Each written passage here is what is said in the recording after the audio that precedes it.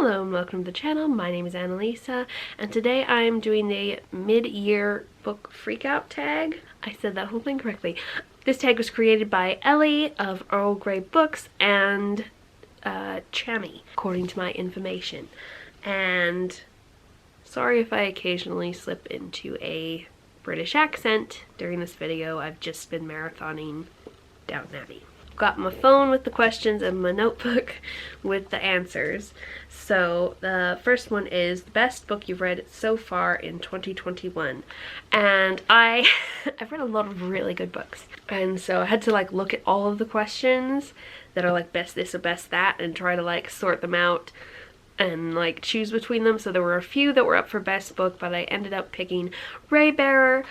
I just had a really lovely time reading it. I liked the characters, I liked the world building, and as I said in my vlog where I read it, there was not a single downside to that book when I read it, in my opinion. It made me really happy, and it just checked all of the boxes of what I like in a fantasy, especially a kingdom-oriented fantasy. It gave me a couple of old school palace-centered fantasy vibes while still being very creative and giving me a lot of new ideas. The best sequel you read so far, and I haven't read that many sequels. I've read a fair number of books by authors I've read before, but not many of them that were in a series. The point is, although Akata Warrior won by default, it's also a very good book.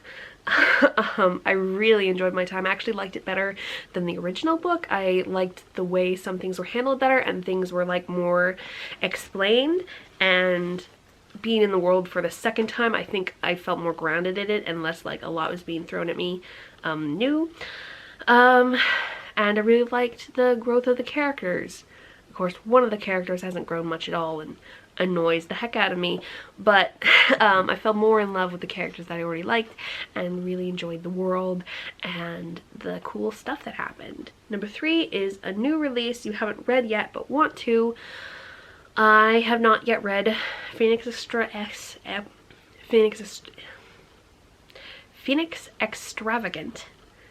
Extravagant isn't a word that I say that much.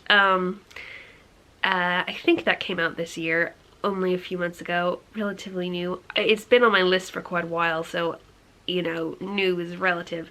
But I'm really looking forward to it because I really like the author, and I really like phoenixes, and there's robot dragons or something, and that all sounds really cool. I think the main character is non-binary, and I would like to see more non-binary main characters. Number 4, most anticipated release for the second half of the year. And I don't pay attention to many releases, but there are a couple of things that I pre-ordered because I really like the author, or things I'm looking forward to, only 2 things that I can actually think of off the top of my head. And those are 6 Crimson Cranes, which is by the same author who wrote Spin the Dawn and that series, which I also haven't read yet, but the cover and the synopsis sounds really cool, and I'm looking forward to Spin the Dawn in that series because I really like books about things people make dresses. I think that's really cool. And the other one that I'm looking forward to is This Poison Heart, which is a Secret Garden related story, and it's by the same person who wrote Cinderella is Dead, and I have been really wanting to read another book by that author because I think that her first book was a really good concept that wasn't executed really great, so I think that as they write more books they will be better at them, and so I really want to read more ideas by that author. Plus I really love stories about gardens, and it's got a bunch of plants on the cover, and I love plant magic. My biggest disappointment, and I didn't have a lot of disappointments, I pretty much thought of what I thought I would think of books. But I wrote down Soul Riders, which is a book I got from NetGalley, I think before its release. And I didn't get the first book, so I wasn't expecting things to be explained really well, but that's not the problem.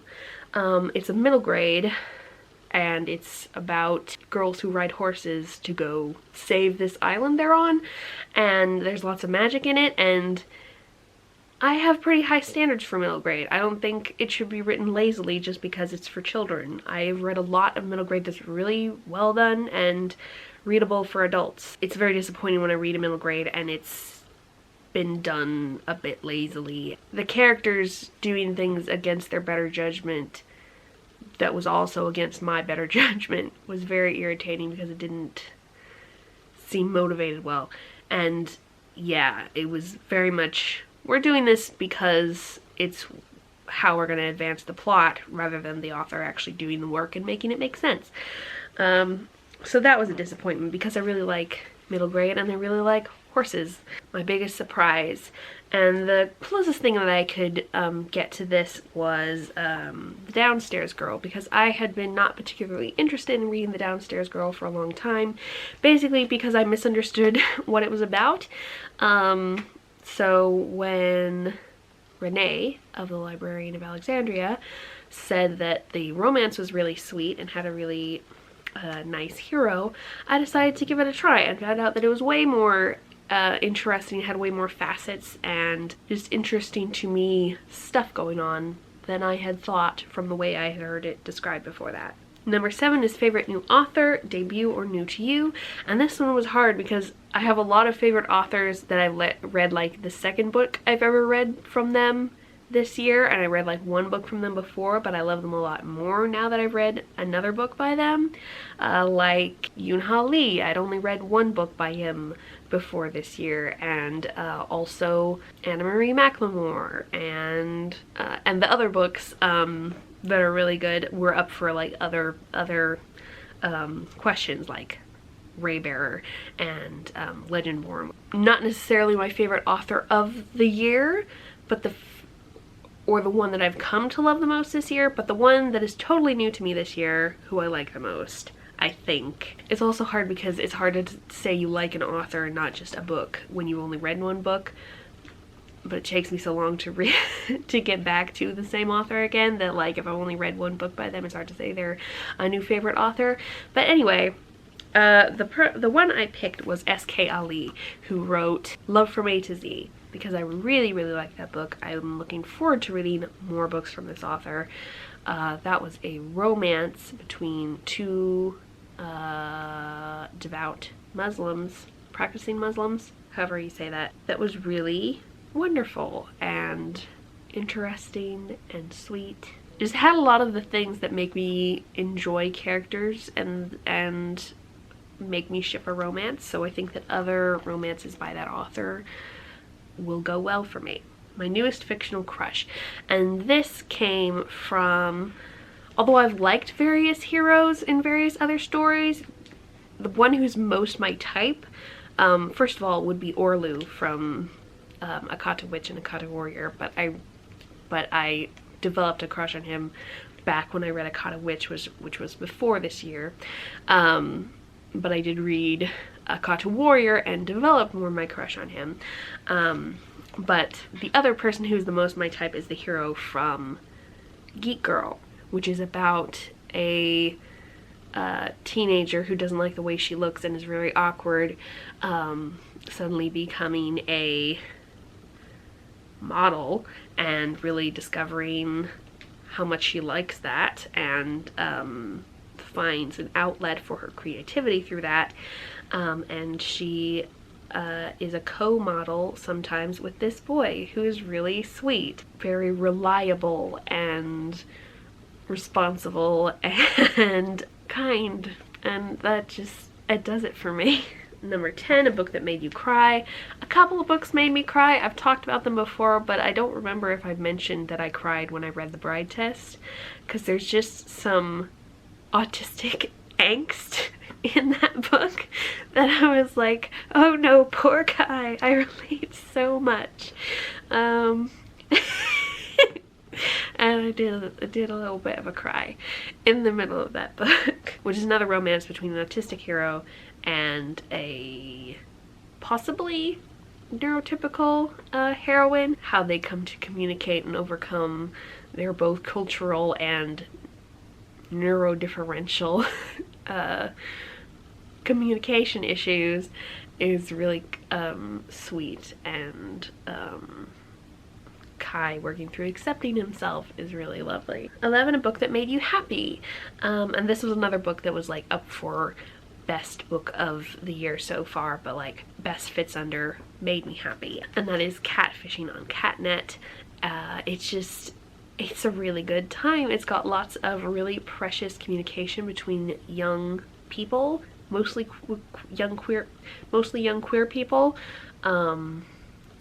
just talking and connecting over the fact that they all like to post pictures of animals on this Catnet website. And there's an AI who also likes animal pictures and gets involved in these kids' drama, and it's just really, really fun and precious. Number 12, favorite book to film adaptation you saw this year. And the only one that's new to me that I've seen this year has been Shadow and Bone, which I made 2 videos about.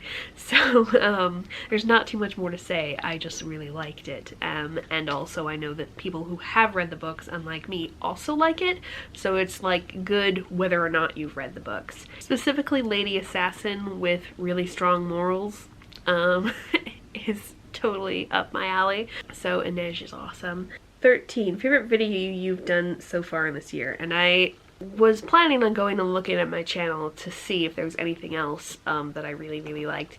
But I think my favorite for this year would be my Autistic Girl Recommends Autistic Books video, because I'm always quite happy when I do videos that specifically talk about my parts of me. Like last year I made a video about ASPEC Reppin' books, and that was my favorite video I think for that entire year. And I really like being able to provide own voices reviews for those types of books. I did some other videos that I had a lot of fun with, but I think that's the one that I'm most proud of.